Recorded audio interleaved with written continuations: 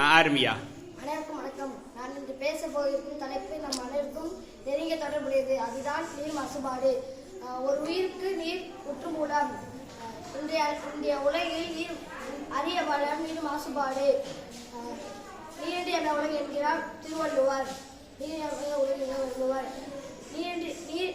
நீர் மாசுபாட்டுக்கான காரணங்கள்: தொழிற்சாலையில் வெளியேற்றப்படும் நச்சுப் பொருட்களுக்கான உலோகங்கள், ரசாயன பொருட்கள் நீரில் கலக்கின்றன. விவசாயத்தில் பயன்படுத்தப்படும் ரசாயன பொருட்கள், விவசாயத்துக்காக பயன்படுத்தப்படும் பூச்சிக்கொல்லிகள் உரங்கள் அனைத்தும் மழைநீரில் கலந்து நிலத்தடி நீர் மற்றும் நீர்நிலைகளை மாசுபடுத்துகின்றன. கழிவுநீர்.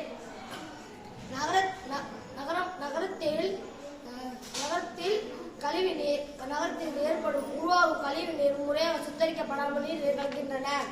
பிளாஸ்டிக் பொருட்கள் நீரில் கடந்து துண்டாக உடைந்து நீர்வாழ் உயிரினங்களுக்கு ஆபத்தை விளைவிக்கின்றன. எண்ணெய் கசிவு. கடலில் ஏற்படும் எண்ணெய் கசிவு கடல்வாழ் உயிரினங்களுக்கும் மற்றும் கடலோர பகுதிகளையும் பாதிக்கின்றன. நீர் மாசுபாட்டில் ஏற்படும் விளைவுகள்: உயிரின அழிவு. மாசுபட்ட நீரை உயிரினங்கள் உட்கொள்ளும் போது மரணம் அடைகின்றன. இதனால் உணவுச் சங்கிலி பாதிக்கப்பட்டு உயிரின பண்பை இழக்கின்றன. மாசுபட்ட நீரை நாம் குடிக்கும் போது வயிற்றுப்போக்கு, காலரா போன்ற நோய்கள் பரவுகின்றன. நீண்ட காலமாக மாசுபட்ட நீரை குடிக்கும் போது புற்றுநோய் போன்ற நோய்கள் வருகின்றன. நீர் மாசுபாடு மண்ணையும் காற்றையும் மாசுபடுத்தி சுற்றுச்சூழல் சமநிலையை பாதிக்கப்படுகின்றன. மீன்வளம் பாதிக்கப்பட்டு மீனவர்கள் பெரும் அவதிப்படுகின்றன. சுற்றுலாத்துறையும் பாதிக்கப்படுகின்றன. தீர்வுகள்: அனைத்து கழிவுநீரும் முறையாக சுத்தரிக்கப்பட்டு வெளியேற்ற வேண்டும். தொழிற்சாலை முறையாக கழிவுநீர்களை வெளியேற்ற வேண்டும். விவசாயத்திற்காக செயற்கை உரங்களுக்கு பதிலாக இயற்கை உரங்களை பயன்படுத்த வேண்டும்.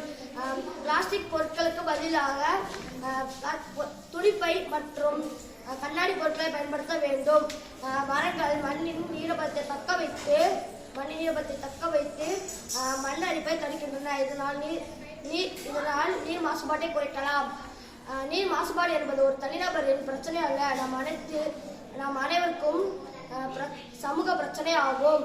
இதனால் பின்வரும் சந்ததியினருக்கு பசுமையான சுற்றுச்சூழலை அமைப்போம். இனிமேல் நாம் நீர் மாசுபாட்டை குறைப்போம். வணக்கம், நன்றி. அருமை, சூப்பர். கைதட்டு